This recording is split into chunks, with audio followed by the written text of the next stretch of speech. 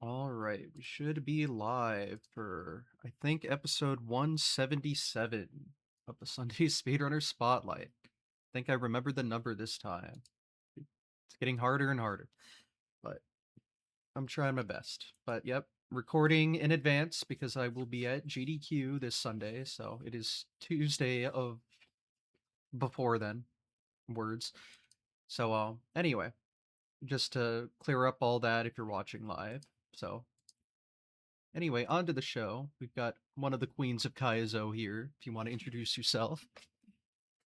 Hi, yeah, I'm SHOVDA. I'm a Kaizo speedrunner and used to be a speedrunner of other things. That's good. I like speedrunning. Yeah, same, same. Yeah. It's a good activity, I think.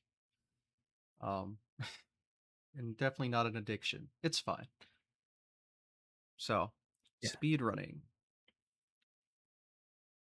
How does that start for you?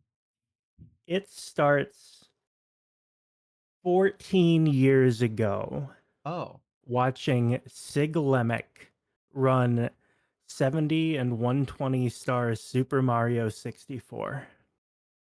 makes I sense. watched that and I had to load up my old Speedruns Live page. Shout outs to Speedruns Live.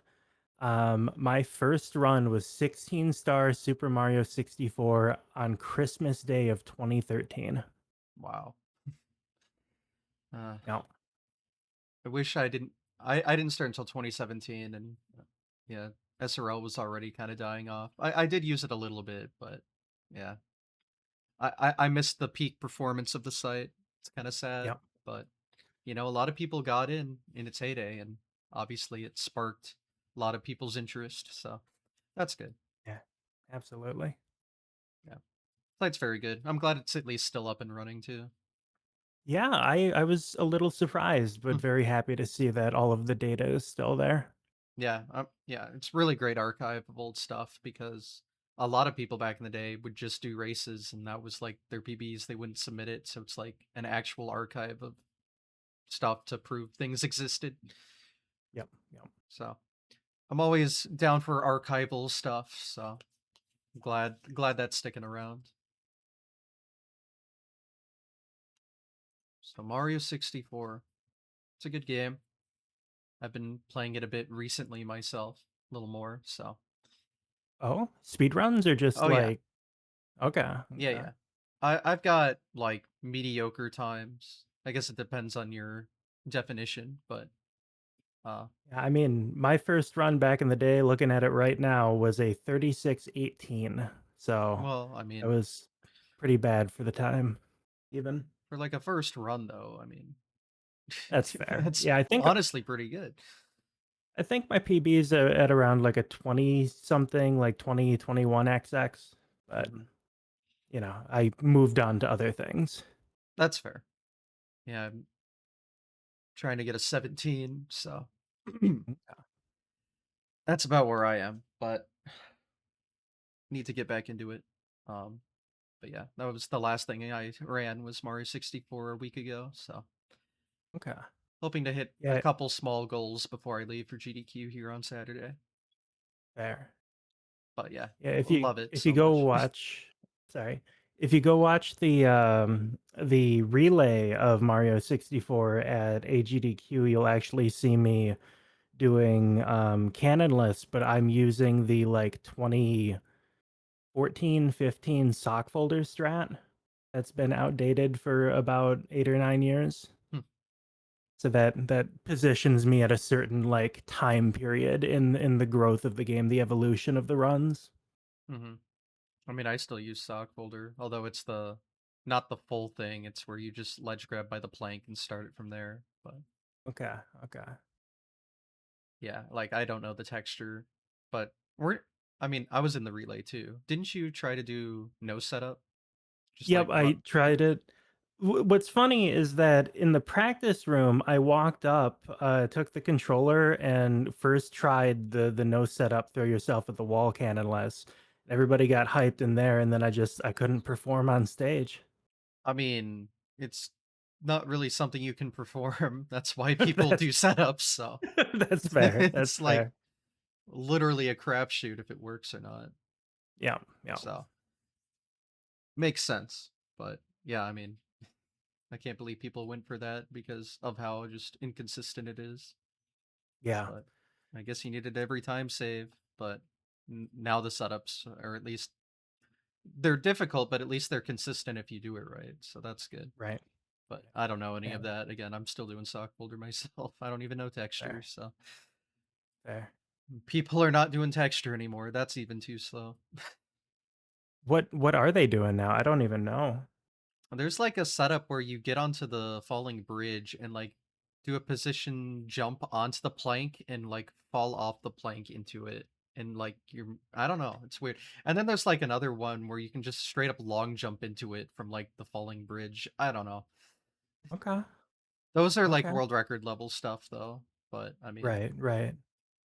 yeah, it's wild. Yeah, that's above my pay grade. Yeah, again, I can't even do textures, so uh goes above my understanding of the game, but it looks cool and obviously it's consistent and people can hit it like 50% of the time. So, Right, right. yeah. It's cool seeing games evolve with strategies becoming more and more consistent but more difficult, but people can figure it out. And Mario 64 is a good example of that because that game's evolved so much. But Sure, for and sure. you saw it like back in its like first like golden era where things were just being discovered for the first time and getting optimized. Yeah, what is the 70 and 120 world record even at? Because I remember Sig Lemick trying to break like the what was it, like the 144 barrier or something like that? Yeah, records like a 135 1x, I think. Ooh, ooh, People people are going for 134 right now. okay. But Okay. I think That currently a 133 doesn't seem feasible. But you know, that gotcha. could change as time goes on as it has every other minute barrier, so Yep. but 134 is the big one right now. 70 I think is just above 46. So like a 45 would be that last minute barrier. And I think that's Okay. definite because I don't think people sum of bests are even at 44 yet. So Okay. getting there, getting there. Yeah, slowly but surely. That's only moved like 3 minutes, the 70 stars, since I really watched full time. Yeah, which is depending on how you look at it, both a lot and a little, I guess. Yep. But Yeah, yeah. like it's just crazy how optimized it is today. But even like only being 3 minutes off of what it is today isn't that far off. People were kind of popping off back then too. Yeah. But yeah, 70's the fun one. I've run all the categories except zero personally, so I have a taste Okay. of them all. I'm not good at any of them particularly. Some I'm Yeah, same. not terrible at least, but like Yeah, I think I 120, did no. one. Yeah. No, I did one 120 run and it was over 2 hours and I Yeah, was sad by the end of it. yeah. I have like a 225 right now, and that's recent. But my PB was like just under 6 hours for a long time, so at least it's not that anymore. Right, right. But yeah, 120 is a beast. I don't know how people can just play so consistently and so high skill for that long. It's just one of the most impressive speedruns, which is why it's one of the most popular speedruns, I guess. But Right, right. yeah, I mean, even back then, I mean, again, you were there, like that was like the biggest speedrunning ever was for just like viewers, because like Limbus was pulling in like 5 digits, and you don't Yep. even see that with like top streamers anymore, at least at that scale, especially not just like speedrunning a game with no camera or mic or anything. Like that Yeah, was a very interesting time. yeah, I remember Twitch on Twitter even like shouted out Siglemic when he broke a record. Hmm. Like you would never see that nowadays. Oh yeah, no. Yeah, it was I think he was one of, if not the first Twitch partner as well. Yep. So Yep. Back when you had to apply for the subscription button separate from partner. hmm, yeah, was not around at Twitch back then, so I can only imagine how different it was, but Yeah, yeah, that's a very interesting time. But yeah, he was like the one of the biggest names on the platform, and it was just Mario 64 speedrunning. But yeah, yeah, it's an era I kind of wish I got to see, but oh well. It is at least nice to hear about it because it's just again such a unique time period, so different than what it is today. absolutely. And so much has evolved since then, but yep, very cool stuff. Um, yeah, I mean, I have a Mario 64 stream pulled up in the background right now. In fact, so like, Okay. the addiction's always there. No, absolutely. It's so good. But anyway, did you stick with that yourself for a while then, or was it just like an SRL for fun thing? It was for fun. I'm just looking through. I did it until like 2014. I speedran. If you check out the speedrun.com run of 3D World, you'll see an old version of my name on there without the run actually linked because back then we had pay spins Yeah, for leaderboards or like a Google Doc or something like that. yeah. It was right before SRC, right? Yep, yep. But then I gave up on that game when they found like floating skip where you go halfway up the tower at the end of the game. I was like, I'm not doing that. I speed ran a little bit of like Oracle of Seasons, Legend of Zelda, like 2, 4, and 6 essences. I briefly had the record for 20XX boss rushes back when there were only 2 characters. And then I ran a little bit of Reciteer for the memes, an item shop tale. So just like exploring a bunch of different I things was and gonna having fun say, with it. oh, that's a bit all over the place. Yep, yep. Gotta try every genre to see that what sticks, I guess. Exactly. And a lot of it was just like, games I was already having fun with or had like a sentimental connection to and Yeah. just going at them there. Yeah, nostalgia is a big factor, and then just like impactful games that you want to have a reason to continue to replay. Speedrunning's Yep, perfect for that. exactly. But yeah, then I was finishing, so I was doing Twitch like part-time at the time, and I kind of got sick of academia. I finished up my master's degree, and I decided like as arrogant as it sounds, like I knew I could get really good at like 2D platforming if I gave it my all.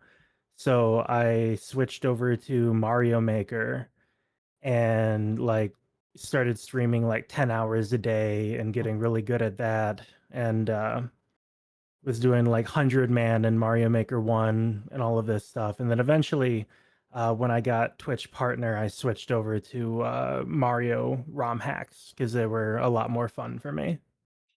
Yeah, I know a lot of people that the Mario Maker boom really really helped out in the scene, just Yeah, overall for absolutely. speedrunning too. It was so basically very interconnected. But like, I mean, obviously the relay races both for Mario World and Mario Maker GDQ staples every event in some aspects. So Yep. Yeah, and it's they done well. like I was in the SGDQ Mario Maker 2 relay last year, which I'll let you in on a secret. I was added as a backup as a joke because they Oh, just okay. they needed somebody who was going to be there, and then somebody had to drop out, so I had like 3 weeks to relearn Mario Maker 2, which I hadn't played in like 2 years at that point.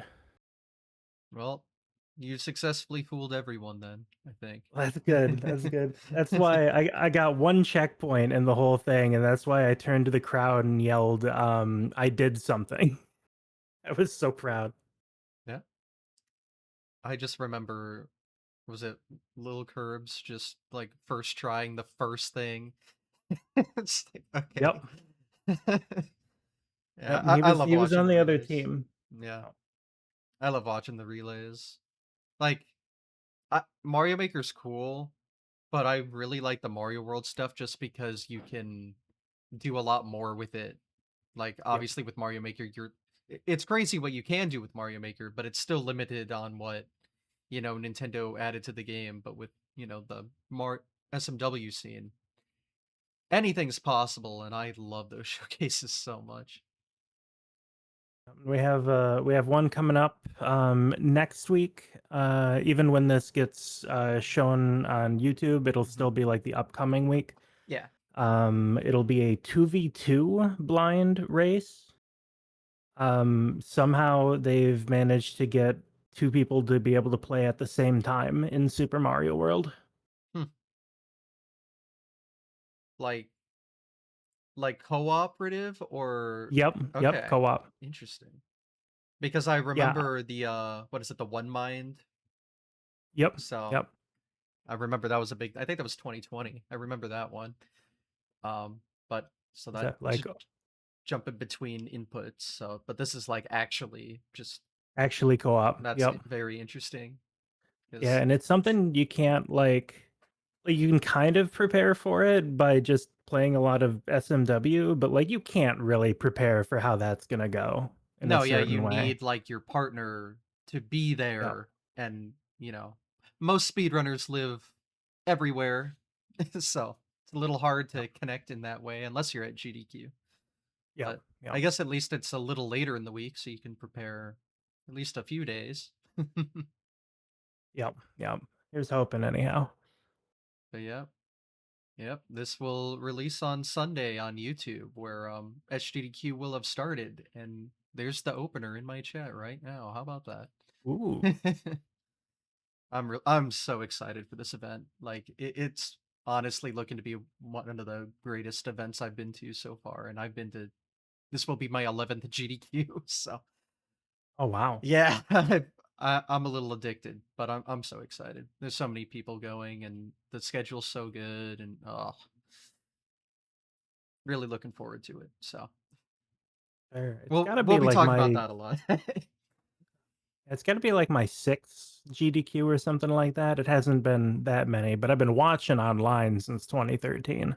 Yeah, I assume when you started watching Siglemic, you were already kind of hooked on just speedrunning in general. GDQ was already pretty big back then, so Yep, easy to yep, get suckered in. But yeah, exactly. yeah, I love the old GDQ. I love all eras of GDQ, and I love each of them for their own uniqueness.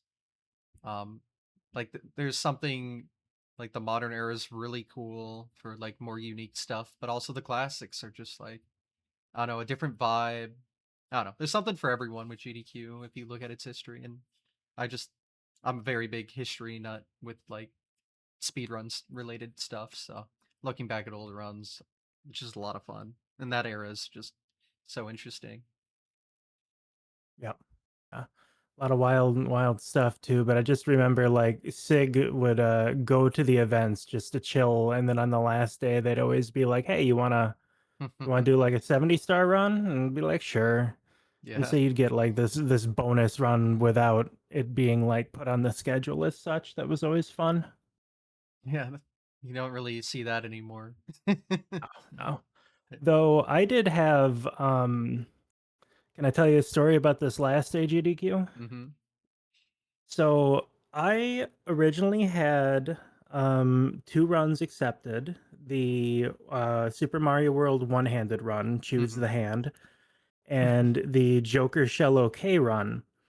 And I get a message from Frozen Flygon, and they're like, "Hey, we're short on incentives on Wednesday, the Joker Shell OK run. Do you have anything you can add?" And so, like, I go through and I pick out Thumb Shredder, which we add on as an incentive. It eventually gets just put in because they wanted to focus on the Mario 6 or the Mario Kart 64 Mm-hmm. run. And then I get accepted into the relay. And then Flygon and I are talking, and we were talking about like how to extend the time because I had dropped my time in Joker Shell OK on average by about 15 to 20 minutes. I was getting so much more consistent. And so um, they message me about 2 hours before the run, and they go, "Is there anything else you can play?" And I say, "I guess I've got, like, an easy, hack fan game that I can add on that'll take another, like, 5-10 minutes or something like that." So I end up, with a run that nobody was expecting, a kind of bonus, not bonus run, and end up with 5 runs at that AGDQ. Yeah, I was gonna say you were like everywhere last event. The Mario Yep, 64 relay, the Mario Maker relay, the two other runs, and then I yep, didn't even know yep. about the incentive. Oh my gosh. Big event for you. Yeah, no, I was so, it was very gratifying and very, I was honored to be included in such a way. Yeah, no. The last event was really, really good. So much good content. Like you brought up the Mario Kart. I was there front seat for that. That was so much fun. And again, it's a unique thing. They never had really anything quite like that before. Most Mario Kart 64 is just like a skips run, which is always a treat. But like this is Right. a kind of like a whole different sub community in that community, showcasing a completely different way to play the game. And I don't know, GDQ is just so cool. Yeah, I could absolutely. gloat about it forever, but yeah, but yeah, good event. Well, anyway, back to uh wherever we left off on your history through speedrunning. I don't even remember, but Yeah, there are just so many things I did. What I forgot to mention is that for like a week I did, I think it was NBA 2K17 speed runs for a championship, and I have to assume you're not a basketball fan or anything, but I know nothing. uh, No. yeah, there was a team with a couple like high potential star players, and I would just pick them over and over and see how fast I could simulate to get a championship, and that was an interesting little run for a little bit, and just and then I got into ROM hacks, and I've run everything from like Quickie World 1 to Joker Shell OK to there's a newer one I've been running lately called Ides of March 2, which I'm hoping to get into an event sooner or later. Mhm.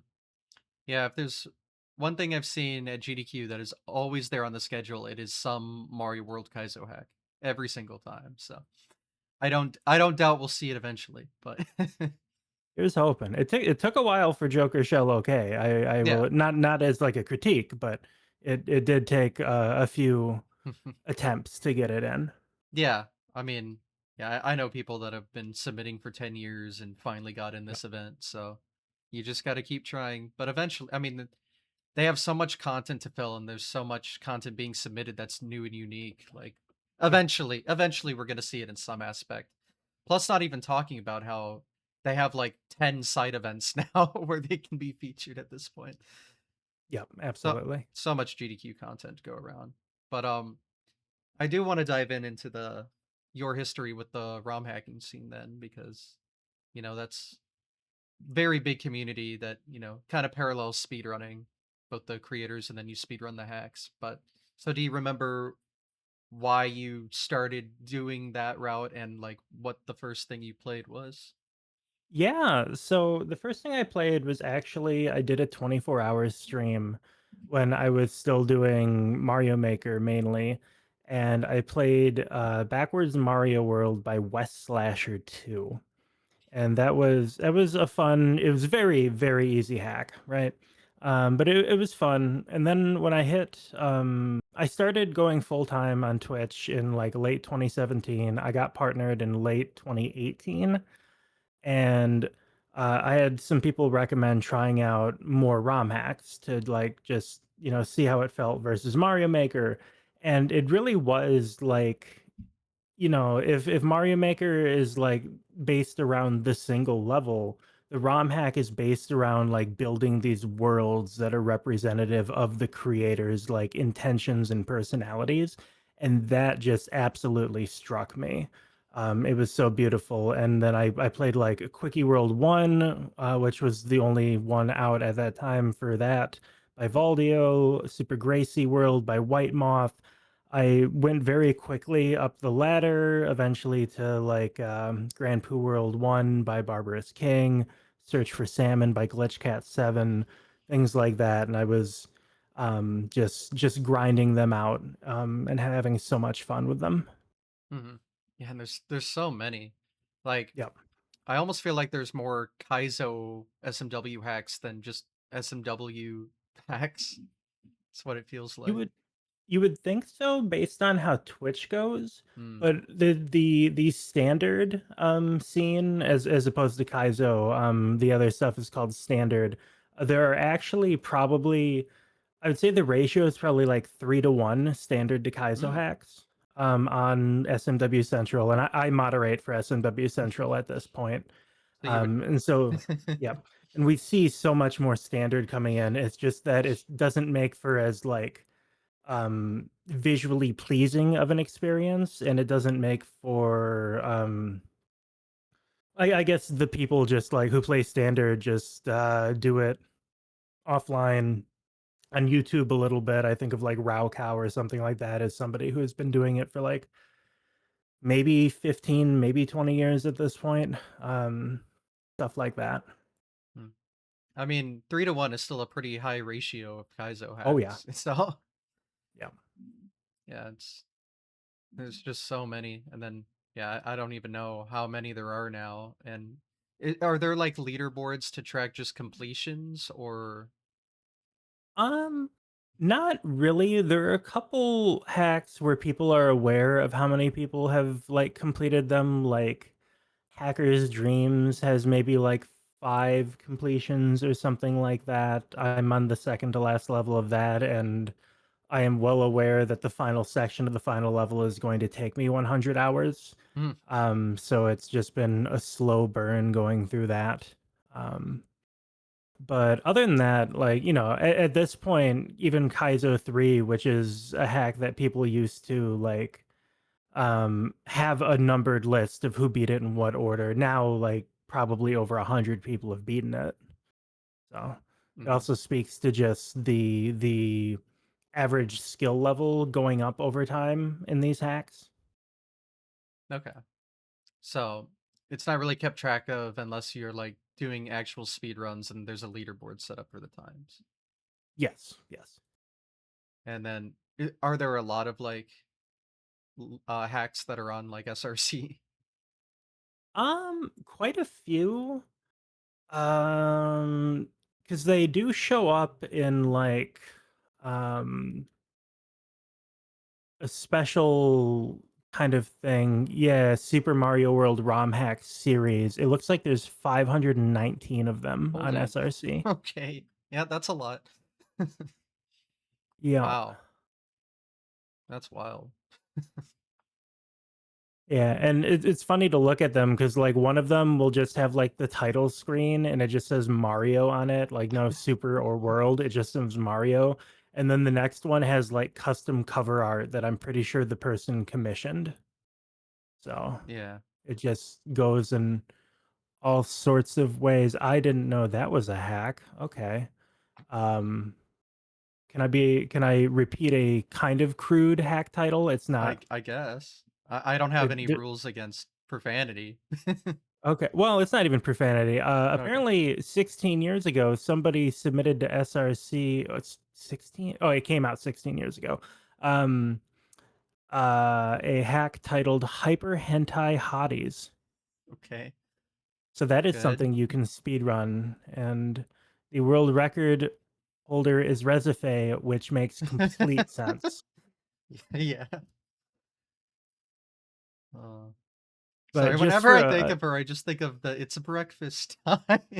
oh yeah, That's no, no, one of my same, favorite same, videos on the internet, honestly. same. Oh my god, Oh, it's so funny.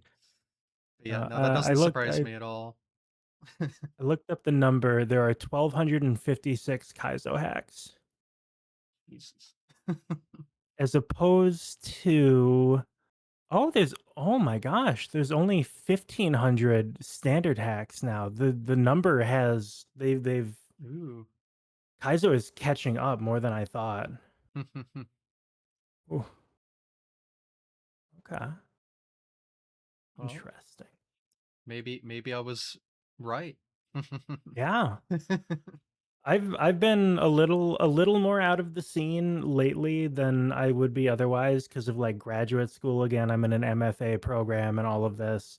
And so I haven't kept the best track and maybe it just like it's slipping out from under me.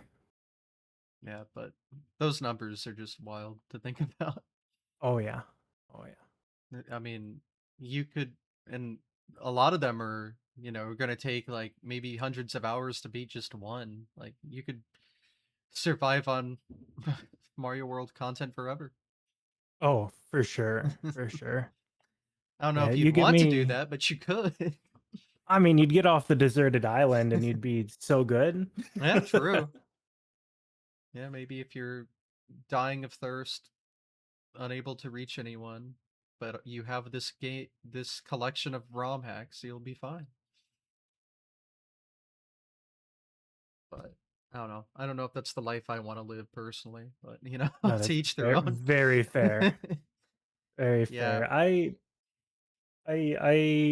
it ebbs and flows how much enthusiasm I have. And again, thankfully with other things going on in my life, there's been a little bit more flow on the enjoyment of ROM hacks, but there have been some ebbing times, Hmm. if you will. Yeah, I'm not much of a Kaizo person myself. I think the only one I've ever done was Glitch Cat's Mario 2, the Okay, first Subcon, one. yeah. Yeah. Um, and obviously, if anything, Mario 1 happens, I at least take a look at it, but there's not really Okay, Kaizo in the traditional sense for that game. Um, right. but I mean, now watching Kaizo, I'm happy to do that anytime, but I just Fair. can't see myself being the target demographic for Kaizo hacks, playing them. So, Yeah, it definitely takes a certain like mindset mixed with I'm trying to think of like all the components that make a good Kaizo player. And like there is this mix of like ego and the ability to like let that ego be destroyed over and over. hmm, Um Plus, like if you're streaming it, you have to be able to not like, some streamers do get by rage gaming a little bit, but like you have to keep your head despite everything like killing you 1,000 times before you get a checkpoint. yeah, I feel if you're easily aggravated, it's not for you, which Yeah. is can be me. So I'm making the smart mental decision by not doing that to myself. Speedrunning's hard enough. Honestly, speedrunning Mario 1 at top level is basically Kaizo anyway. Just resetting every 20 seconds. So. Yeah, that is beyond me. The good thing, my favorite thing about Kaizo, and it's why I speedrun harder hacks too, is that you get to die like so many times and it still looks cool. Like top level SMB1, I know like obviously you can't die, but you also have to do all these really precise clips and stuff in order to get what you need to do and all of that. And I could never. Yeah. So we're like polar opposites in these two things. Yeah, for sure. But it also just makes sense. It's like, yep, I know why you do that, and I know why I don't do that.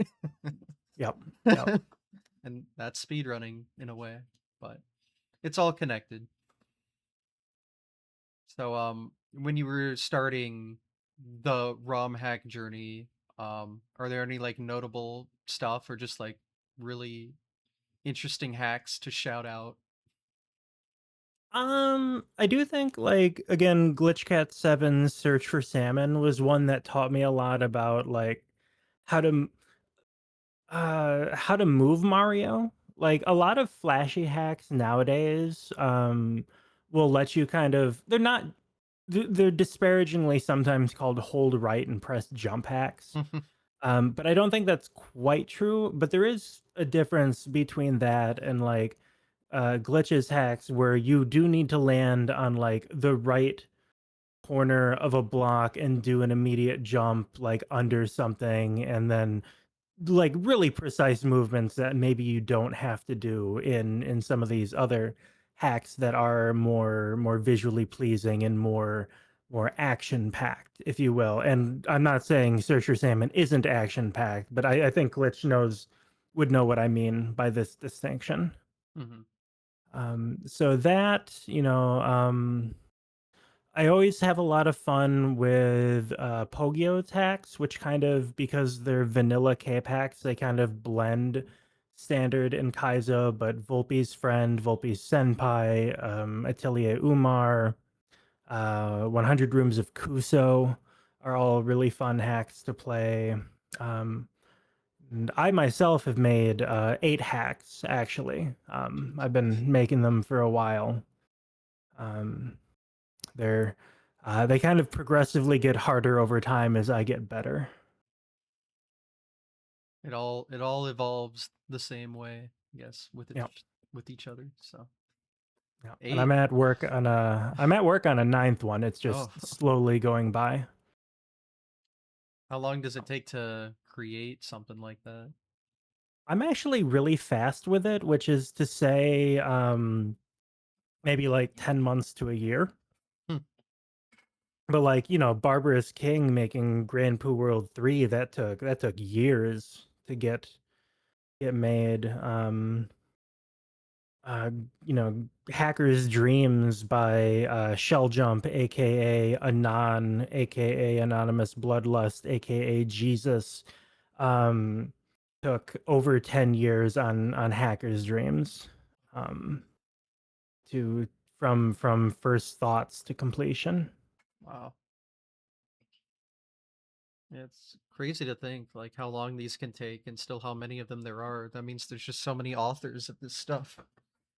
Yeah, no, it's a surprisingly large community, and especially because like, I do think that we sometimes get hyper focused on just the bigger names in the scene, and I absolutely love people like Barb and Laser Belch and Glitch and Cook. They're friends. I appreciate them so much, but there are just so many people who like don't stream or stream to 10 to 20 people and are an active part of the community that are just lovely to hang around.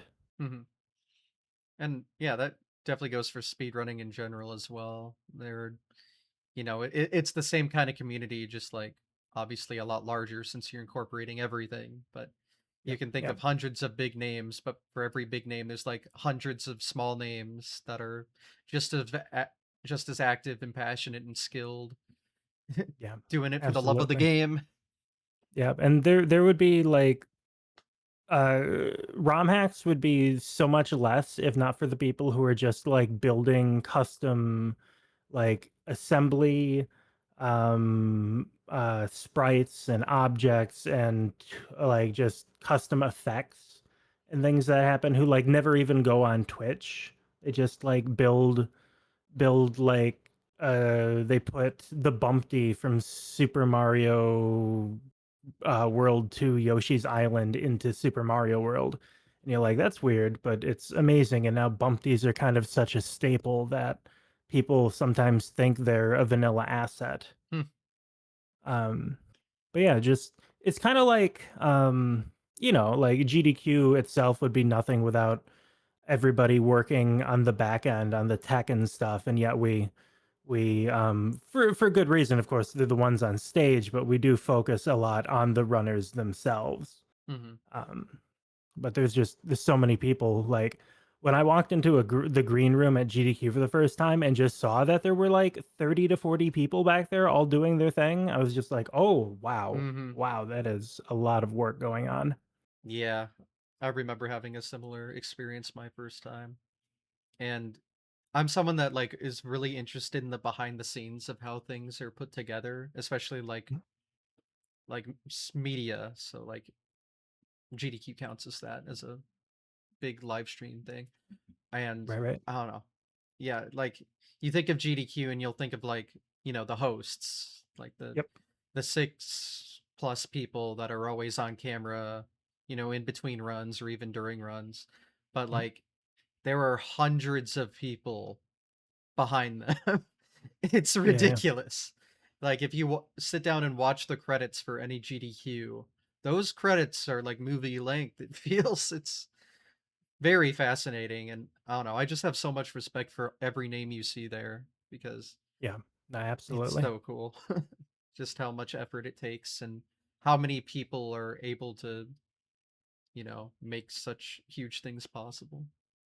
I don't know.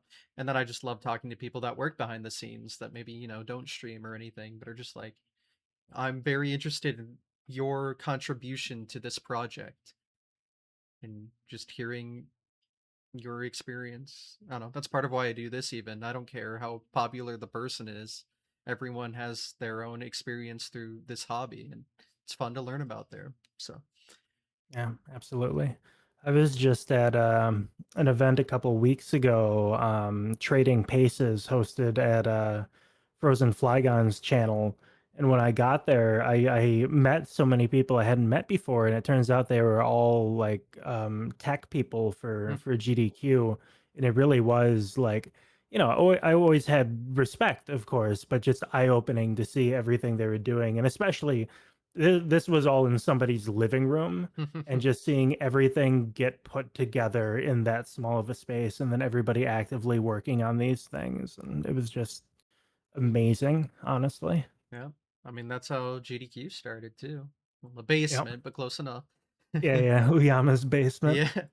Well, I guess to be fair, they did plan on having an actual setup, and it was the internet that moved them there. But still, Yep. yeah, there are like the Coliseum events are huge, and those are just done in a house.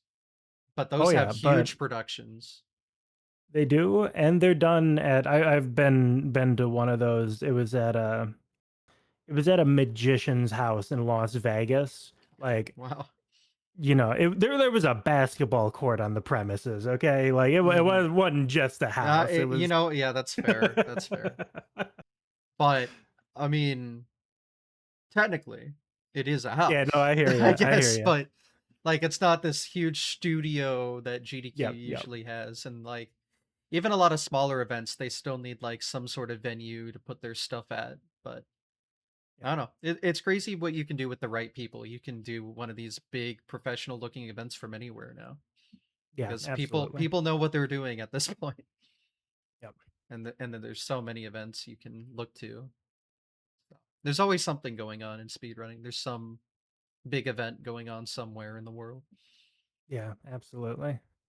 So, I just went from Midwest Speed Fest to Trading Paces, and now I've got yeah. GDQ next week. So there's a lot going on. Yeah, Yep, it's always go go go, but uh, it's fun. It's addicting, at least to me. So, it is. I don't know. I especially when you don't have like a lot of people that live in your area. This is like the only chance you get to hang out with people that are cool. Yeah, So, for sure, for sure. definitely into that aspect. But well, I guess since we're talking about more live events right now, go over your history. Do you remember your first live event that you went to? The first one I went to was SGDQ 2015, I want to say, and I left early because I had an anxiety attack. Ooh, Yeah, and I I didn't know understand. anybody at the time as well. Like, I had fun for a little bit, for like a day and a half, and then I just went back. And then it wasn't until 2019 when there was the first Kaizo SMW relay, and I wasn't a racer for that, but I did help like behind the scenes and stuff like that. And that was the first time I went and had a really good time with like a community. Hmm. Um, which you said 2019. Do you remember which Y- one? yeah, SGDQ S. 2019. Okay, funny. That's the my first event was summer 2018, and the only live GDQ main event that I haven't been to since then was SGDQ 2019.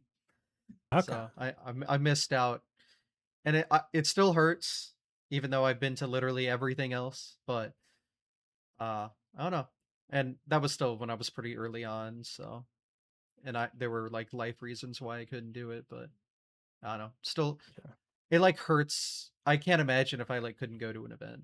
Like, I don't know. When COVID hit, I was like destroyed. But I feel that. yeah. We had a Carl Sagan 42 started up a uh in 2020 SGDQ. We got a bunch of people in San Francisco all we took our COVID tests and all of that, Mhm. made sure we were proactive about that. But we ended up getting a house of like maybe like 12 people doing our little mini GDQ because we were so sad we didn't have the real thing. Yeah, I was invited to do like this speedrunner beach house trip that I did a few year for like 3 years in a row, right when COVID started, to like make up for it. But obviously that was more of a chill thing. Although there were people brought a lot of consoles and it was all speedrunners, so you know what's gonna end up happening. But Yep, yep. but yeah, I just needed some fix. Like if I was truly alone for like 3 years in a row, ah I don't know what my brain would do, but it would not be happy. Yeah, that's fair. That's fair. I don't know. Community is like the biggest part of speedrunning for me. So my favorite Yeah, part about it. absolutely. No, agreed. And the Kaiser community is, of course, really good, Oh yeah. especially nowadays. We've Mhm. had our bumps and bruises, but over time, it's gotten better. Yeah. But I mean, every community has something Yeah, that historically you can look back on a little negatively, but you always overcome it, I guess. So yeah, keep looking forward. But yeah, I mean, I've heard pretty much only good things about Kaizo. Obviously, I know of some things here and there, but like, eh, that's all. yeah. That's all in the past. Yeah, I will actually be. I have a nonfiction piece, an article coming out with Shack News probably in a couple weeks about like preparing for my first solo GDQ run and like the history of Kaizo, Mm. the community in that sense. So. Say Shaq news, like the Shaq. No, no, not Shaquille O'Neal. No. I'm kidding. I'm kidding. But um, but so like a professional article on it though. Oh yeah, yep, yep. I haven't heard of the uh, publisher. I don't know if I'm saying Yeah, it right, but the outlet. yeah. Yeah.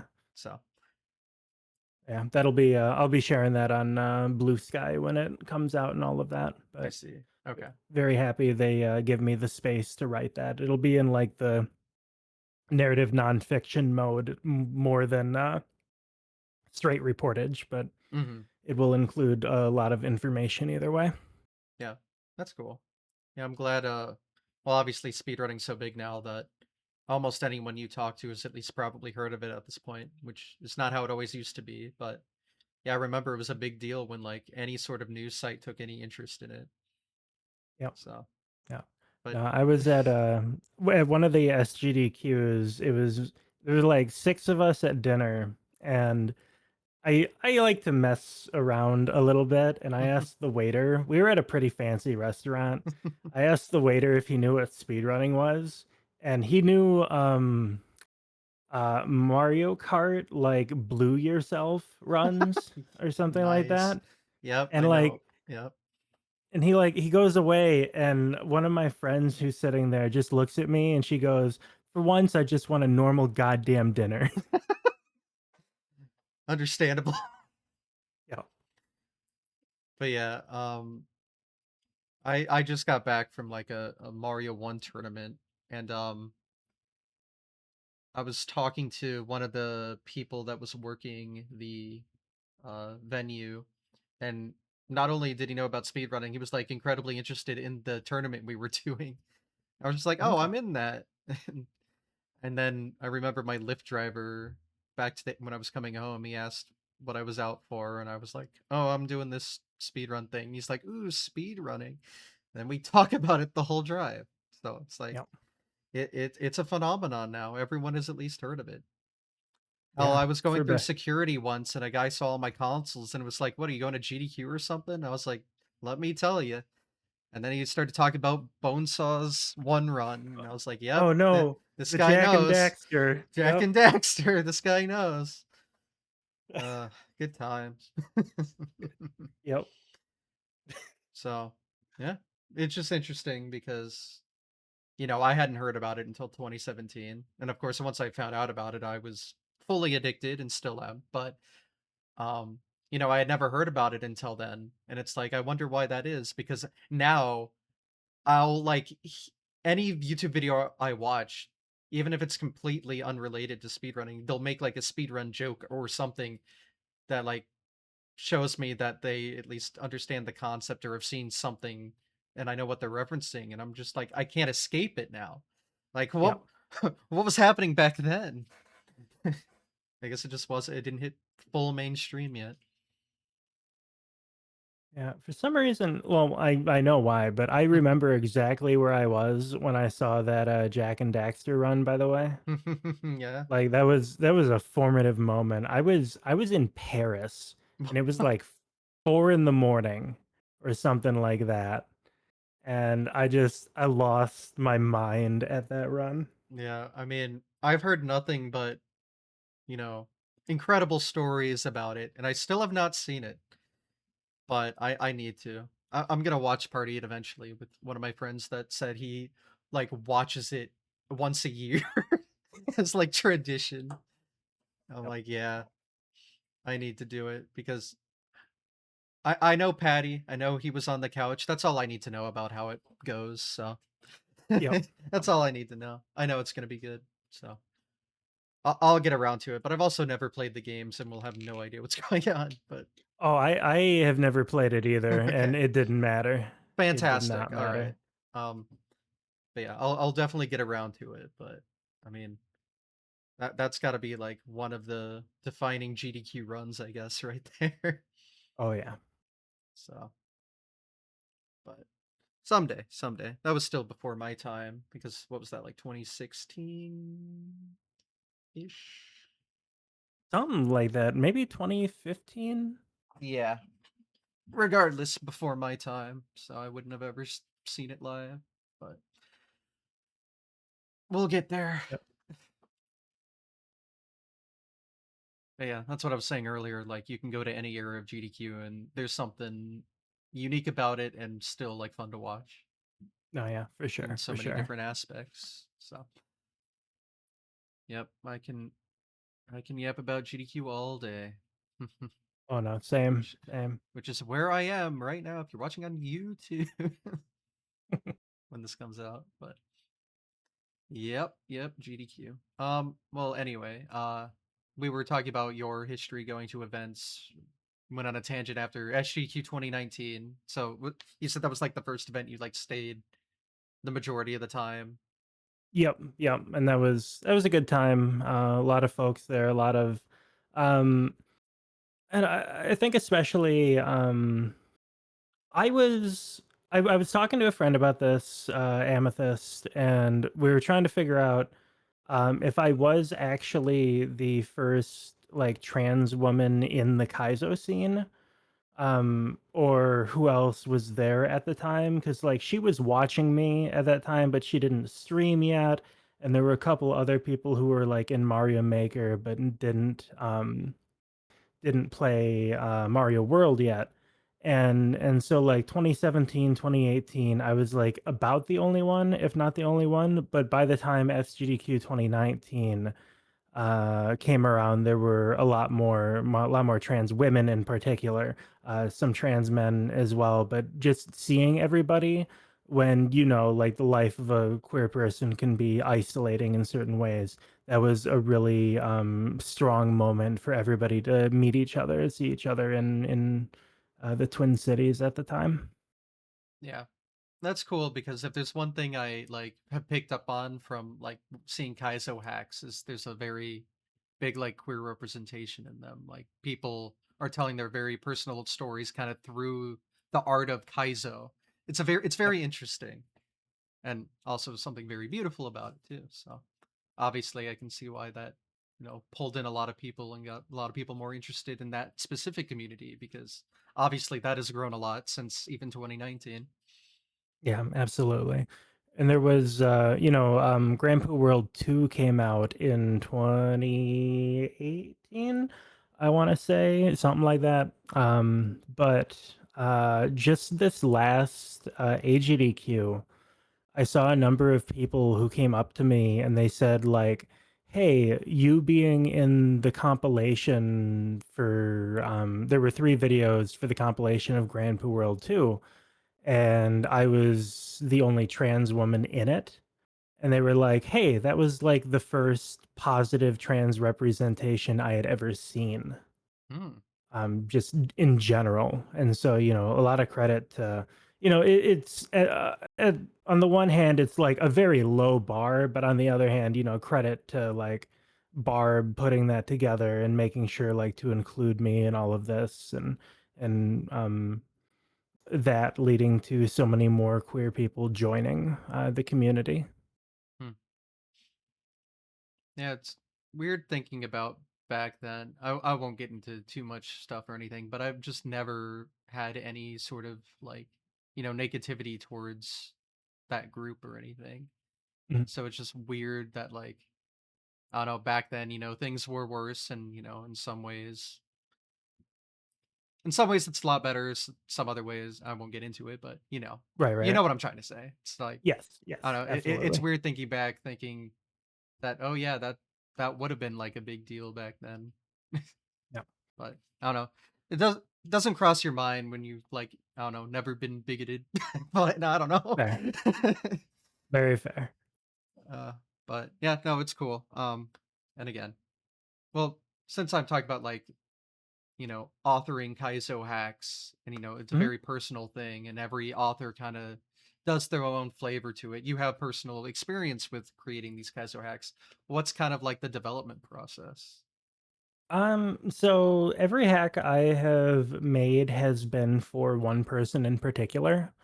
So I start with the idea of like what I can build for this person, and then sometimes I kind of just look through the new sprite list on SMW Central and see what I can use, or sometimes, I was building a hack for Glitchcat 7, and he, joked about like having a midair in it, and so I had to include that in a level and all of this stuff. Or like I was building a hack for the Beast 721, and he really likes very lengthy, difficult levels that are grinds to get through, and so that had a particular flavor to it. But I mess around with whatever I can find. Shout outs to D to the fourth for making so many different tools and sprites that I could use at various times that were unique as well. And then, you just build level by level until you get as many as you think you're going to need. Like, I think my hack for glitch was like 9 levels. My hack for Thab was 9 levels. My hack for Amethyst Rocks was, I think, 36 or 32 exits. Um, and that one also, I remember I spent one night just thinking of everybody I could name a level after who was close to either me or Amethyst. And I developed puns for Hmm, every level title. Just so like 30 something of them over the course of an evening. hmm. So your like specific design philosophy was almost like developing for other people.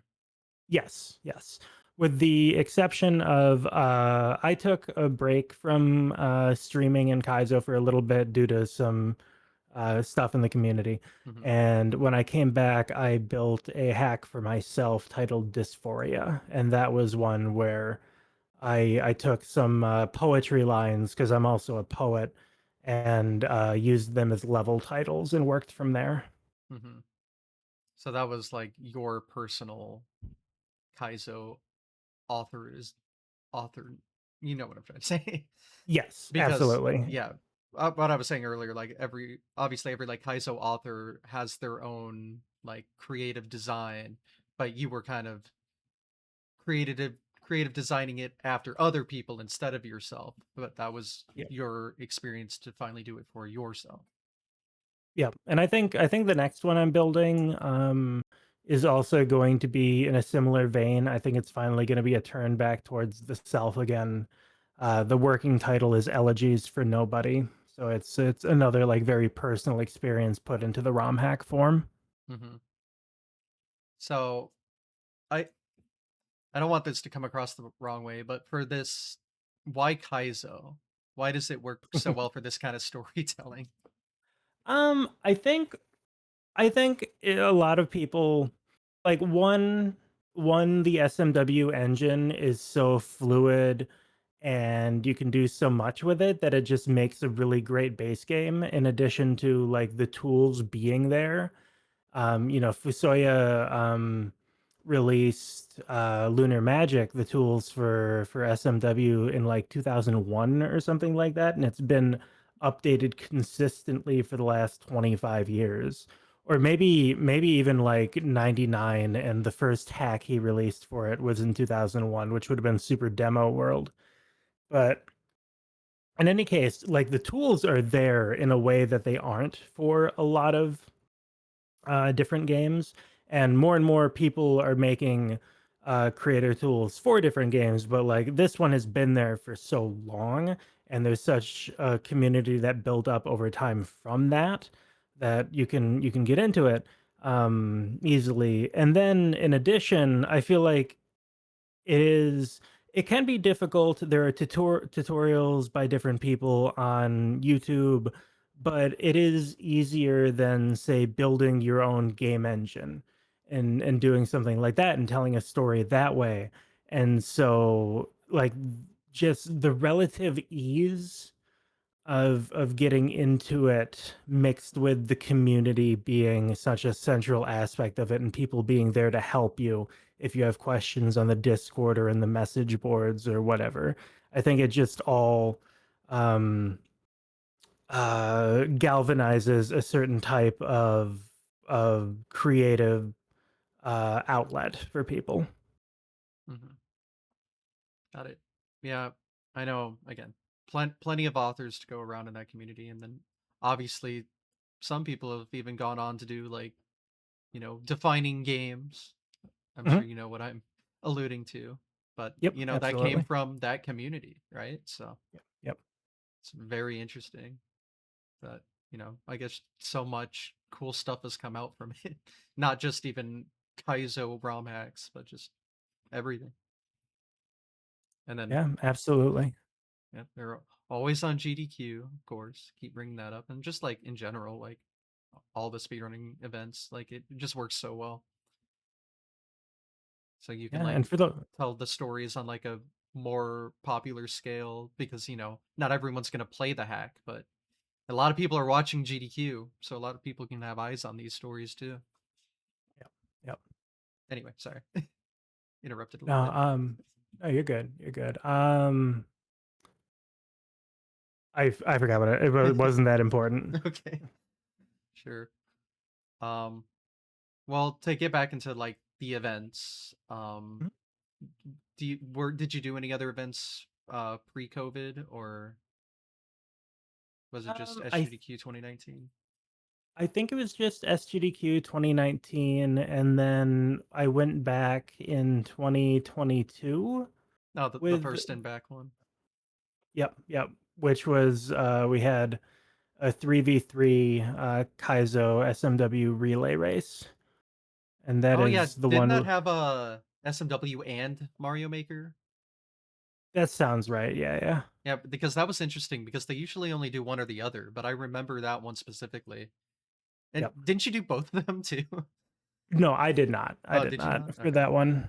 I know like Juz did Okay. I both was of gonna say them, there I was some believe. overlap. I just forget who did Yep. what. But yeah, I Yeah. I remember there were was two things. Yeah, we had somebody not show up who was supposed to be the backup for the Mario Maker one, and the staff were too worried about upsetting Barbarous King by asking him to be the backup for Mario Maker, that they asked me instead. So I was technically on backup for that, but I never played. I see.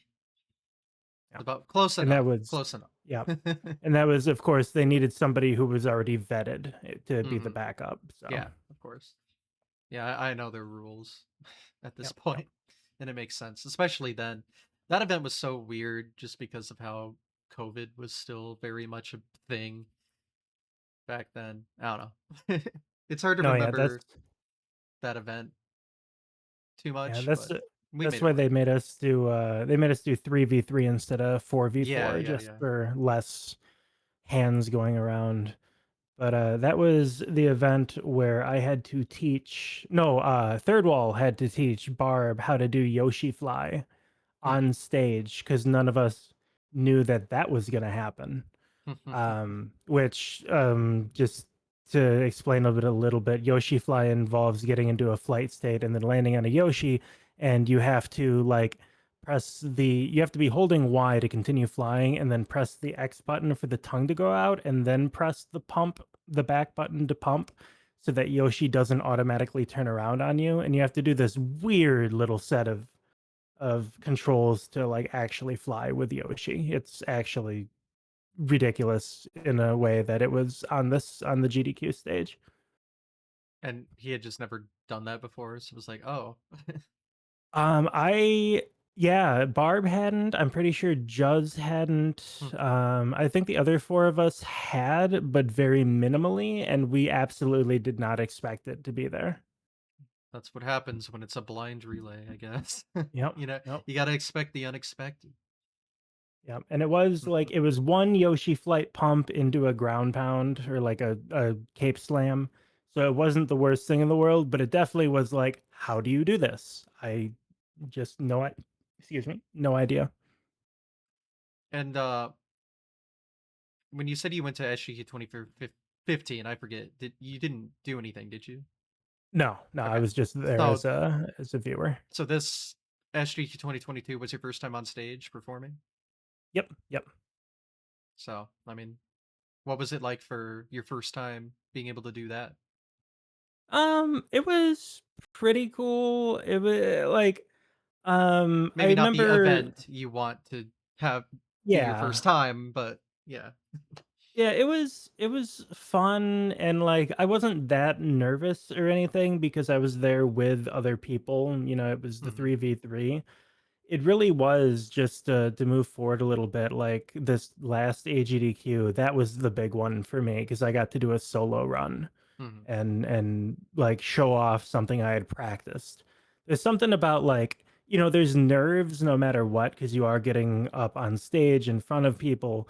But when it's a blind race, it's kind of like I don't know, you don't have to hold something in the back of your head in a certain way that you do when you're reciting something or playing something you've rehearsed, right? Hmm. The expected outcome is to not perform optimally. Exactly. Yeah, yeah, yeah. Hmm. No, that And makes sense. it was even like we had 3 deaths and then we switched, so you even got like a little time to like figure out what was going on and not have like the immediacy of rotating right away when you died to help with the nerves as well. Yeah. So, I guess in some ways, you know, not the event you want to like start off just because of how weird it was, but in some ways also good, like a first experience not having it be so focused on just you. Yep, yep, So, absolutely. yeah, positives and negatives to everything. Um and then did you just uh how many GDQs did you go to post COVID? I've been to every SGDQ since then. And this AGDQ 2026 was the first AGDQ I've gone to. Okay. But that's because I'm from southeast Minnesota Yeah, originally, so it was that like an makes hour and sense. a half drive. Yeah. Yeah, definitely makes sense. I wish I had something local to me. I have nothing local to me, not even like small events. So it's just big Oof. sad over here. Yeah. But I mean, I still make it out. But yeah, I mean, I would love if I had something to go to all the time. Yeah. And my favorite place to actually visit in terms of traveling for a speedrun event is Minnesota. So Minneapolis is so cool. It There's really so is. much to Yeah. do, and it's like a perfect location for it. Just right in the middle of the city. Everything's in walking distance. So nice. And if I can brag up my my Hmm. writing stuff right now too, my publisher is actually in Minneapolis. So Mm, when I go to SGDQ, I'm gonna go and get probably lunch with a couple people from there and that's stuff like cool. that. So it's just a nice hub for everything for me. Yeah, no, it's perfect. Um, so did you what was your next like run that you were involved with? It wasn't all the way until HEQ 2026, right? No, no. It went from SGDQ 2022 to SGDQ 2024 with the Kaizo relay race again, Hmm. and then SGDQ 2025 with the Mario Maker relay race, and then this last AGDQ with the multiple runs. So you were just always a staple for the relays. Yep, yep. Yeah. Uh, the one I remember vividly was the Mario World one with like the one of them had like the crazy like dodge the shadow thing that Dan worked on. That's the one that comes to mind. Oh yes, Yeah. yes. That was 2020. What's that, 2024? That I think that was 2024. Yeah, Yeah, I maybe don't it was 22. I don't remember either. it wasn't 2022, that I know, because we it was Okay. in the other hotel. But yeah, I couldn't tell you if it was last year or the year before. I just remember watching it. Actually, no, I can totally tell you it was 2024. Never mind. Yeah. Yeah, yeah. Nope, I remember it. I remember it vividly because Dan actually showed me a little preview like the night before, and I was just like, "This is." And one of my roommates at that event was Mark Alarm, and I was just like, "He's not gonna know what it's in tomorrow." That was funny. Yeah, it was it was pretty intense. I think I was the first one playing on that level on my team, and I had no idea what was going on. So Yeah. good. Yeah, that is like if there's one run I remember from SGK 2024, it was that because I was actually at like a house party and everyone was partying. I was in a room alone by myself just watching the relay because I didn't want to miss it. It was so good. But no, yeah, that's a good memory I have of that event was that run. So I can share that with someone who actually was doing the hard part. Yep. Yep.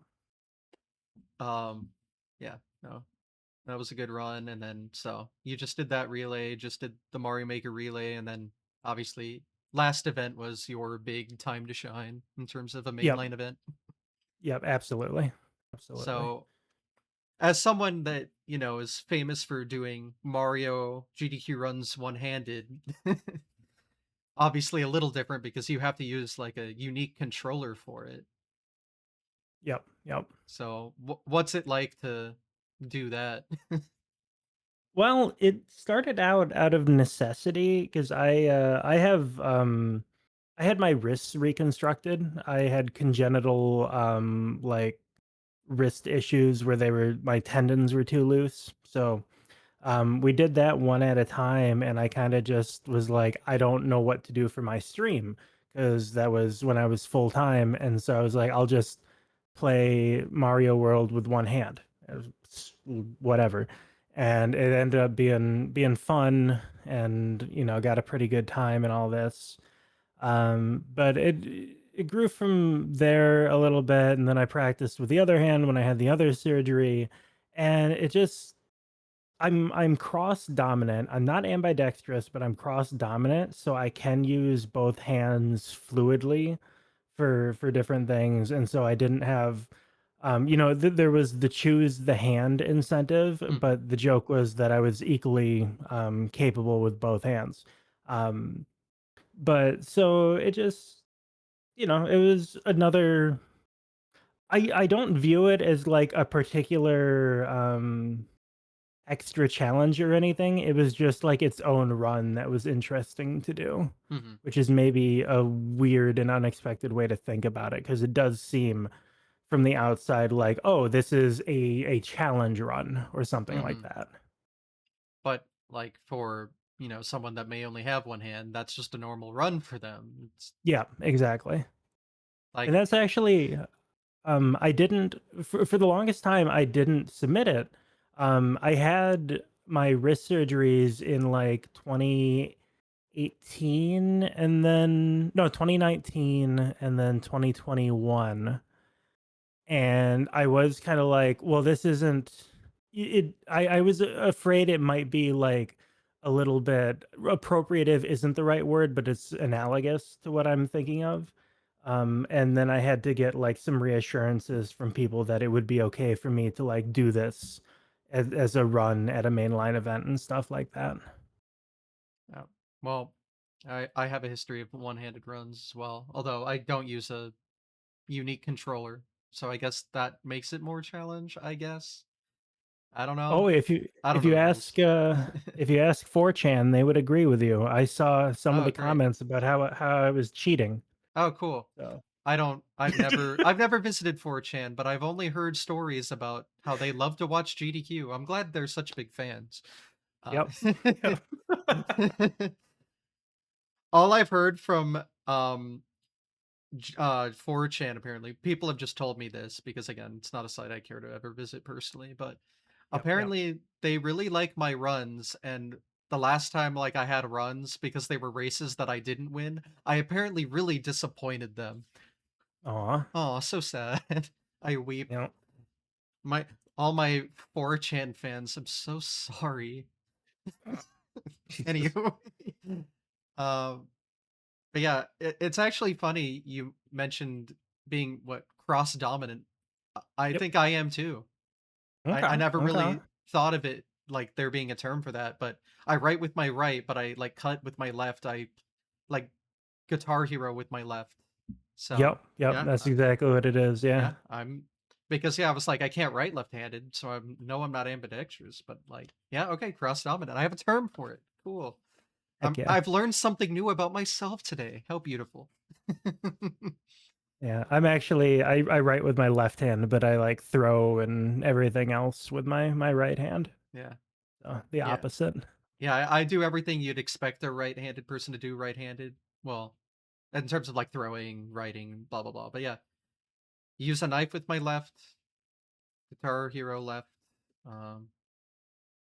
Trying to think like there are some other things I think, but they just don't come to mind because they're not really things I do often. But Right. Right. yeah, I guess now I know there's a term for that, and I have that in a sense. Gotcha. So cool. And then so that was last event. There was that the like a solo ROM hack run, then all the relays. So did a lot of work. Oh yeah. Oh yeah. So yeah, your first solo run then was the one-handed thing, but then you also had a solo like ROM hack showcase for the first time. Yep. Yep. And like the one-handed run, well, like I was a little nervous, but like I'll be honest with you. I put in like a week of practice to like de-rust, and then like the day before and the morning of the one-handed runs, I did like multiple practice runs. But and so I took it seriously, but it wasn't like with the Kaizo run with Joker Shell, okay, I was putting in 8-hour days for like Hmm. 2 months to get there. Yeah, no, it makes sense. Obviously, that was the more impactful thing, I assume, to Yep, get right. yep, But I mean, the one-handed thing was a bonus, right? So it's a pretty yep, big deal. yep. Yeah, absolutely. After Author Blues's backwards Super Mario World, or I can't remember. WMS is what I remember the acronym was. Yeah, what the like TIXC 69 run. Yep, yep, Great that it works out that way. Anyway, yeah, that was fun. Um, and now this upcoming GDQ got stuff to look yep, forward to because it's happening yep. right now if you're watching YouTube. So what are we looking forward to? We are looking forward to the 2v2 blind race. Me and Gossip Greg versus Fane and Hank Sinatra with the Java Brew on backup. The creator is Circle Friendo, and joining them on commentary are Glitchcat7 and Carrarium. It's a lot of And that should names. be, yep, A lot of should big be names. Wednesday night, I believe. Mm-hmm. Is this the thing that had like Brotherhood in the title? Yeah, Okay, yeah, because Super it was Mario confusing a lot of Brotherhood. people thinking it was the, Mario and Luigi brother ship or something. Like Yep. Yeah, I was worried about that. people were confusing it a little bit, but yeah, no, it is SMW completely unique thing because nothing like this has ever been shown in GDQ, right? This is going to be a brand new thing. Yeah, this is gonna be brand new for everybody. Well, yeah, And obviously, but right. No, I just mean even like I mentioned before, but the two players playing at the same time on one screen is completely brand new. Um and had to be done through a lot of assembly code finagling and stuff from what I understand. yeah, it doesn't sound easy. I know someone that made a Mario 1 because, that game is also a take turns co-op, Right, but right. they made it so you can play two people at the same time. And we were playing that as early. It was at AGDQ 2019, like in the practice Okay. room. But it doesn't work quite that well. A lot of like eaten inputs and lag and weird sprite glitches and stuff. But the fact that it exists at all is cool. But I'm understanding from that perspective that being able to do that at all is really hard to make work. Yeah. Yeah, So and my understanding is that with the tools you can use to like build things in SMV1, you do one little thing wrong and the whole thing explodes. So probably, I'm even more amazed that you could do that in Super Mario Brothers 1. yep. As the sole leaderboard moderator for that ROM hack specifically, yep. And I had to fight to get that leaderboard too. They kept thinking just do the co-op mode, and I'm like, no, this is not what that is. Believe me. But yeah, no, people run it at a pretty high level. Obviously, very rarely because you need two people to be in the same room. But Right, right. although I have allowed net play, but net play is hard to get working well for Yep. that anyway. So, but no, it's cool. But yeah, again, I understand from at least that perspective that it's really difficult to get that operating in any useful way.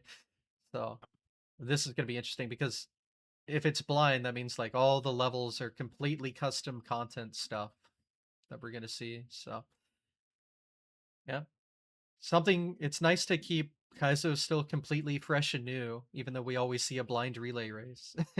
Yep. there's Yep. there's always No. something different about it. Yeah, and like you keep thinking like maybe they won't take it on the every other year cycle, or you think maybe um like we've had especially the creators, like the people who the organizers, not the creators necessarily, like burn out a little bit, but then somebody else like takes up the mantle, thankfully. And that's where like I think the racers are up for doing it like every year, let alone every other year. But Mhm. so much goes into organizing it, getting all of the custom stuff into one hack and able to be played like that, and just so much credit to in this case Circle Friendo, but in the past, BD and Spirit of Fane and people like that. Yeah, I know it's a huge collaborative effort. Yep. Especially again, the 2024 run specifically, like each level was done by someone else and had their credits and everything. Yep. Like Yep. it's a whole community effort. And then yeah, again, that's what's always interested me. Like again, the Mario Maker, people have to create the levels, and that's really interesting. But Mario World, like there's custom assets, custom like mechanics. I even like when they just replace the sprites to be the current person playing the game. Like that's Yep. so cool. I don't know. Your community is just awesome. It Yeah. fascinates No. me. Absolutely agreed. Um, well, speaking of GDQ, since we talked about all the mainline events you've been a part of, but there's also plenty of side events that you've contributed to in some way. So Yeah, I've done Frost Fatales 24 and 25. I did Games Done Queer. Finale, by the way. Yep, Games Done Queer finale. That was a lot of fun. And I want to say I have an earlier Fatales run. Like I have my GDQ VODs page loaded up to have this Mhm. on hand, but Yeah. I want to say there was an earlier Fatales run that's not listed here, and it was like one of the first no, never mind. I'm silly. They ran one of my hacks at a very early Fatales. Mm, That's what it was. that's cool. So they're in spirit at least, or they usually they do dev commentaries for ROM hacks, right? So you might have been involved in that Y- way. Yeah, I don't remember. I don't think I was um involved like that, but Okay. maybe. I mean, I assume it was a while ago, so Yeah. and after you've done so much, it gets hard to remember. Like I know it's a blur for me when you've gone to 10 GDQ main lines, Yeah, absolutely. It does just it melds together. but it's a fun blur. It's a blur of fun, Exactly. so it's Exactly. fine. But yeah, those events are obviously an important part of GDQ, and I'm glad. Well, I know for GDQ VODs is the site everyone usually uses to like check information, but they don't have everything. Like I know they don't do Back to Black. I don't know if they have GD Queer on there. They might. They do. Yeah, I yeah. oh, okay, good. But yeah, Back to Black they don't have. They have all the fatales, so at least it's accurate there. I've been working on a spreadsheet to include everything, so Okay. it'll take me a couple years probably to get all the information there. But I have like all of 2024 and 2023 done, so Dang. yeah, I'd like to have like a full archive of just every like GDQ event. Like all the PAX is they don't have the PAX events on GDQ VODs. And like they do have the Twitch cons though, I think. Yeah, GDQ X's. They should have those.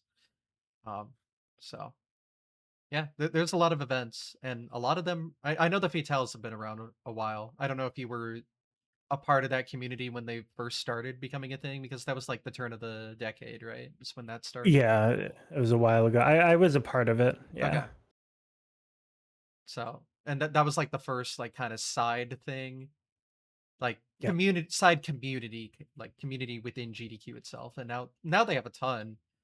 Like GDQ Queer's the thing I think of that's come out most recently that, got its own event for the first time last year. You would know, being the finale of it. Yep. Yep. So, and then I don't know. What's it like being a part of these like, GDQ communities within community? Oh, it's a good time. You get to know people on a more intimate level often than you would at a mainline event unless you're really seeking out particular like groups of people or whatever. And even like having these sub communities does allow for like fatales meetups at mainline GDQ and stuff like that. So it is just like it's community building around an axis of identity that is historically marginalized, which is a very important thing to have, right? Mhm. Oh yeah, they have a ton of, even if it's not like a community that has like a annual event of some aspect, they will have like an annual hotfix show to like Yep. showcase something or other. Yeah. So Yeah, I think of the AAPI has a group and stuff like that. yeah, there's a ton. Like I know they do a non-binary thing, they do a trans thing. They have a lot, and then even Yep. like Yep. neurodivergent. Yeah, Mhm. plenty of stuff. Like they can make a ton of like sub communities within the main GDQ community, but I don't know how many events they want to actually have going on in one year. Right. Like That's last very year, fair. with I think they had like over 10 events last year, which is wild to think about because there are two main lines. There are two fatales back to black. They did GD Queer. They had two PAXs. They did TwitchCon. I think they did something else too, maybe. I don't.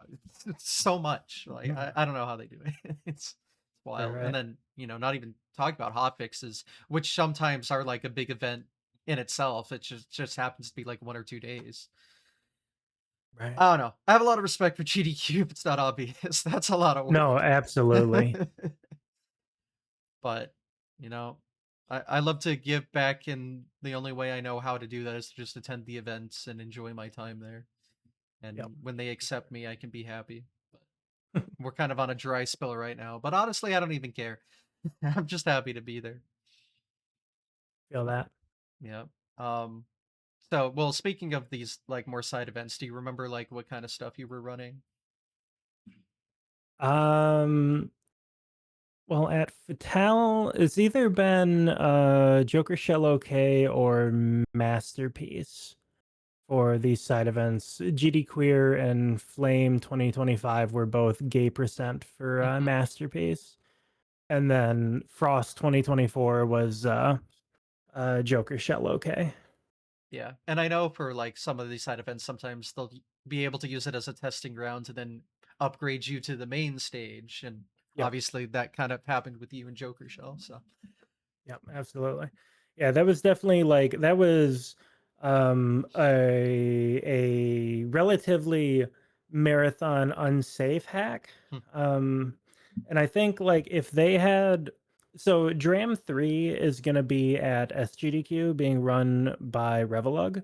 And if Rev had done 100% of Dram 3, that would be the hardest hack they've had, but hmm, he's doing any percent, which leaves Joker Shell OK, in my opinion, the hardest hack they've had at a GDQ. all right. So you get to have that crown then.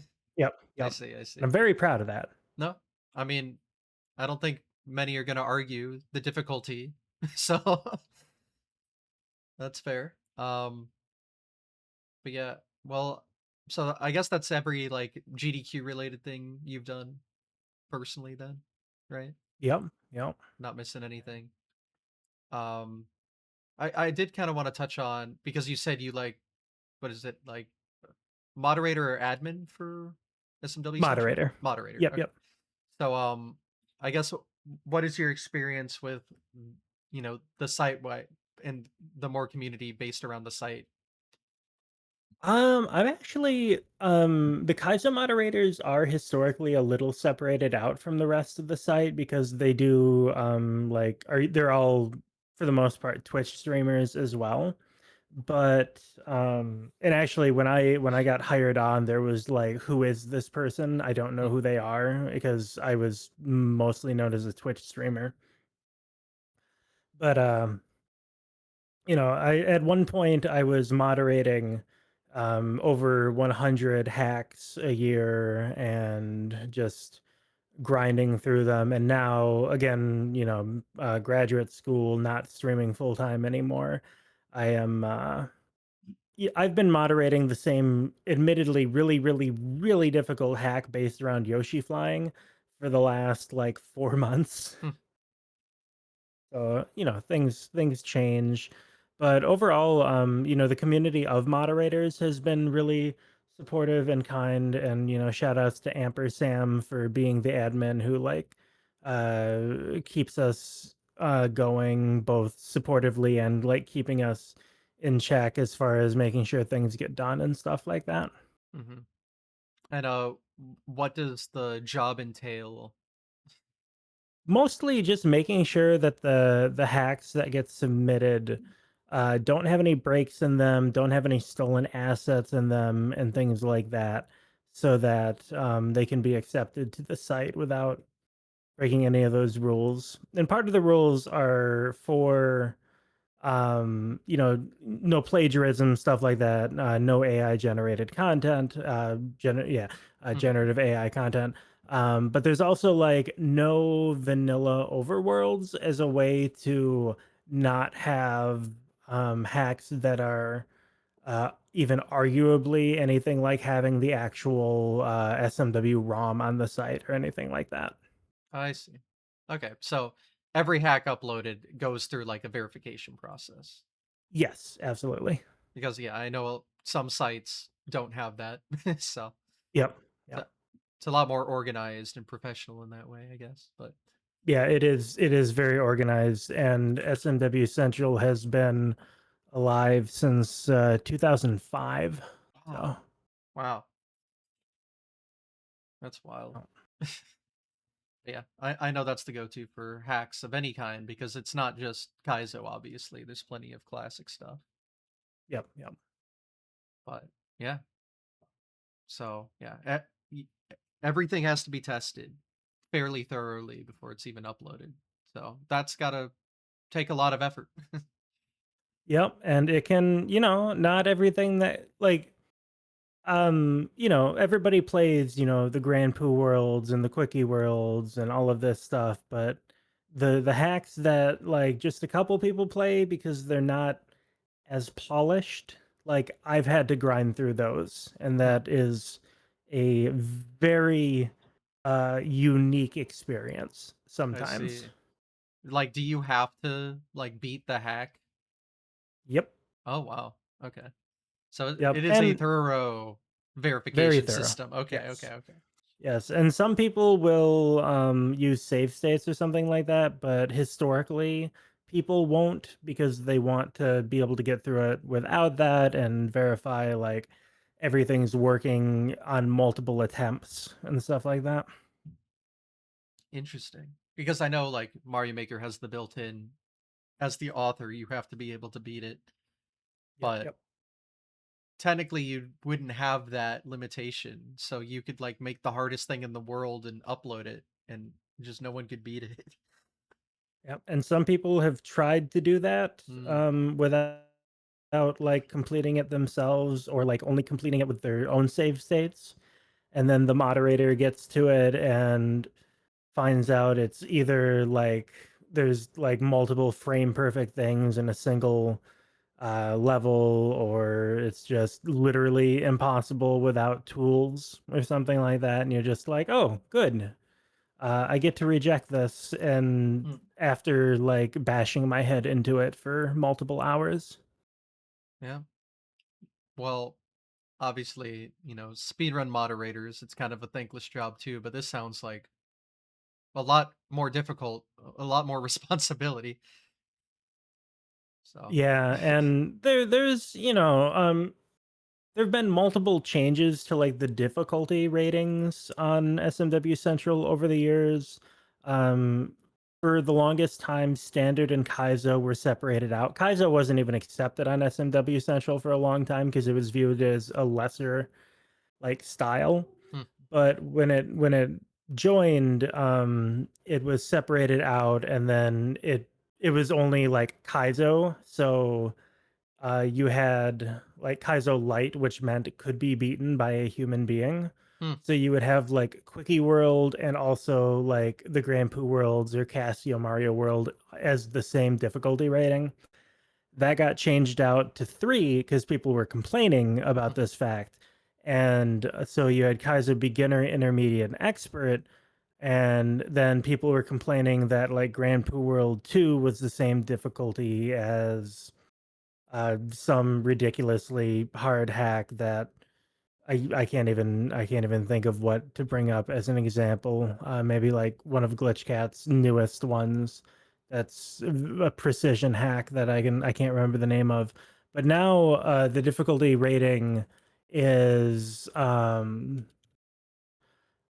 uh Kaizo and standard are tags instead of like separate um lists, I guess is a way to put it. You can tag as both or either, and then the difficulty. There's like 7 of them. I want to say now. One, two, three, four, five. Yes, newcomer, casual, intermediate, advanced, expert, master, grandmaster, and I have to load up the like category translator from the hmm. old style to even know what like the difference between advanced and expert is anymore. But this is all to say that even with 7 difficulties, there is discourse, Hmm. and a discourse is never fun. And I have had people complain about everything. Um, I've had people complain about hacks that are still in the waiting section, so they haven't been moderated yet, and complaining about the moderators not having them in the right difficulties. Hmm. So, you know, I see. Screw me, I guess. Yeah. Truly a thankless job. All moderation Yep. is. Yep. That's just universal, I guess.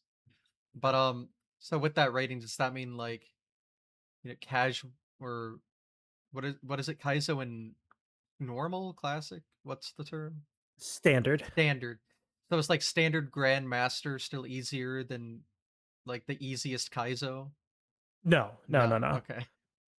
Yeah, and that was kind of a discourse topic for a long time.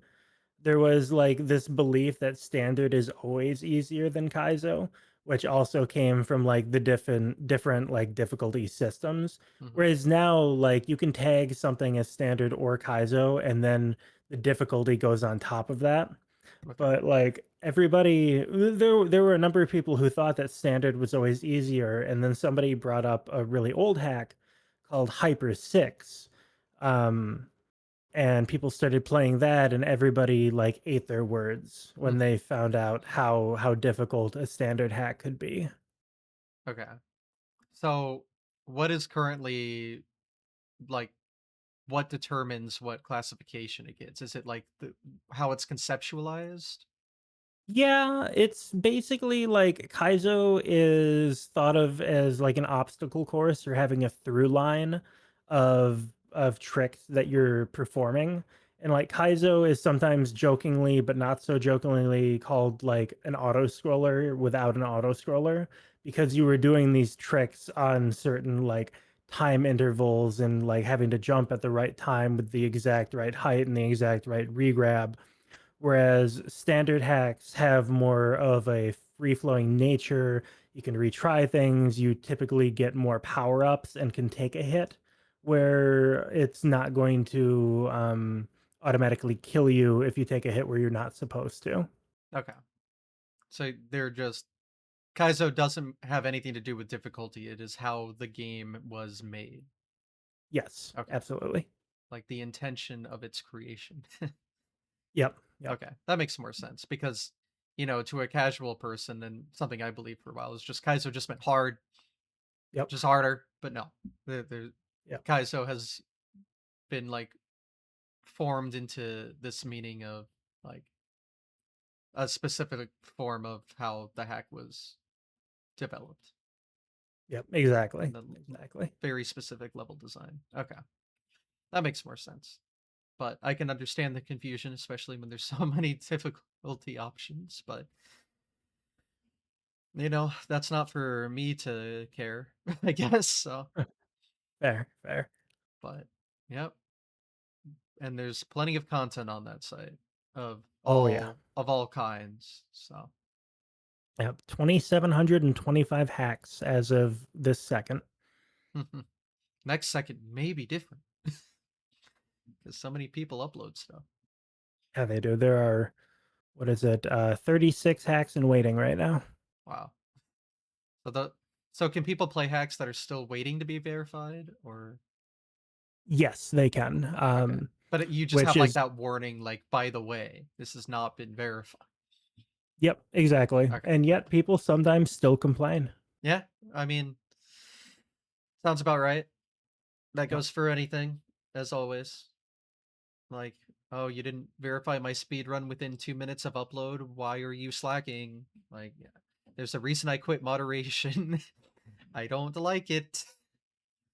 Yep. Yep. So, yep. But with anything that has a big community, like it's just these are things that have to exist, and it is very much a thankless job every time. So, respect your moderators. I think that Dang right. yes, very important. Um, well,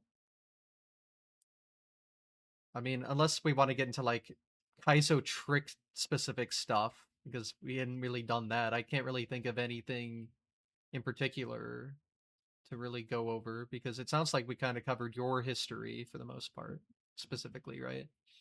Yep. Yep. So, um, I guess that's up to you if you really want to dive into like Kaizo specific strategies and stuff. Oh no, that's okay. Yeah, That would be a little yeah, probably a little maybe even like isolating for an audience, I I think. understand. Well, if people do want to learn more about the Kaizo side of things, are there like good places to look where people could find this information? Yeah, let's see, does SMW Central have the right thing? There's the SMW Central Discord has a Kaizo channel. I'm pretty sure the message boards still, yeah, the forum still exists where you can ask questions. You can always stop by a Twitch stream, either mine or somebody else's, twitch.tv/shovda, which I'm assuming will be in the description, all that, Mm. where you can come by and ask about Kaizo, and I'm willing to chat about it and things like that. All right. So yeah, the nitty gritty I know gets a little complex. So yeah, maybe this isn't the right place, but the right place does exist. Absolutely. So well, I guess we'll wrap things up here. But so obviously you started by speed running some games and then became more like just Kaizo player or slash speedrunner. But have you ever done more like traditional, non Kaizo speed runs since like changing over to focusing more on this? Um, Depends on how you want to categorize Celeste. I For mean, trade, I yeah, would consider it a separate entity. right, right. It just So yeah. also is it Yeah. is such a precision platformer and all Yeah. that. Obviously it has ties to the Kaizo community, Yep, but yep. I mean it But is very yeah, much its own game with its own rules and mechanics. So yep. So I learned that from Akko for trading paces, which was just a few weeks ago. so a Um, very recent thing. Yes, Okay. yes, and I managed to get I did farewell, yeah, farewell, and I got a sub-hour time, which was pretty good for having, like, a week and a half to practice. So you've done like Mario Maker and Kaizo Mario World exclusively for like 10 years, right? Oh, yeah, when you say it out loud, I'm sorry, but I it's just okay. that's that's just wild to think about. Like you can have so much time dedicated to very specific content and just like really never get bored of it.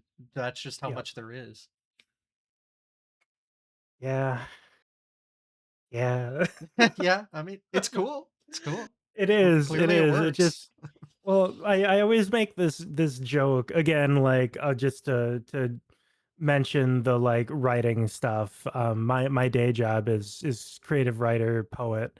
I joke in the writing world whenever people find out about the Twitch streaming stuff, I'm like, no matter how good I get at using words to convey an emotion and make meaning, I will never be as good as I am at moving that little Italian plumber across the screen.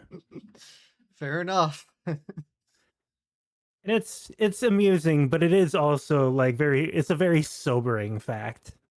What is the job and what is the hobby when you really think about it, right? That's fair. That's fair.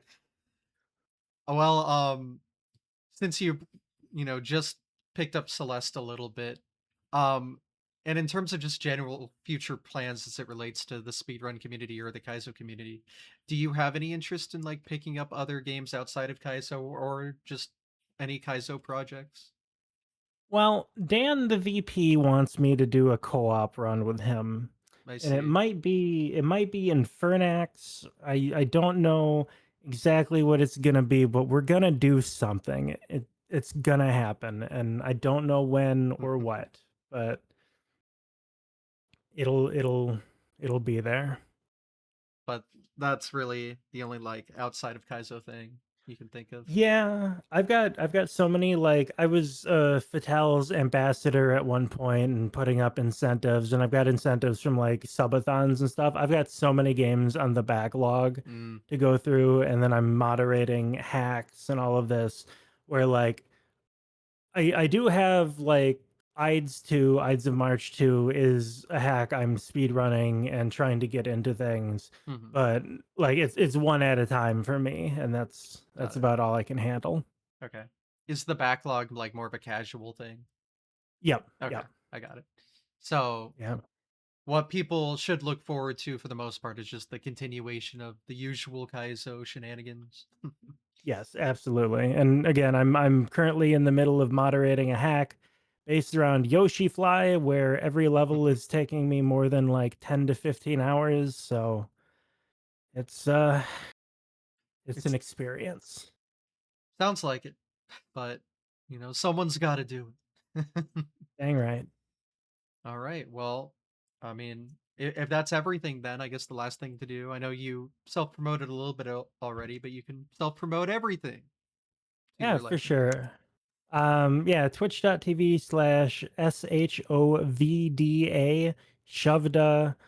Blue Sky is Shovda.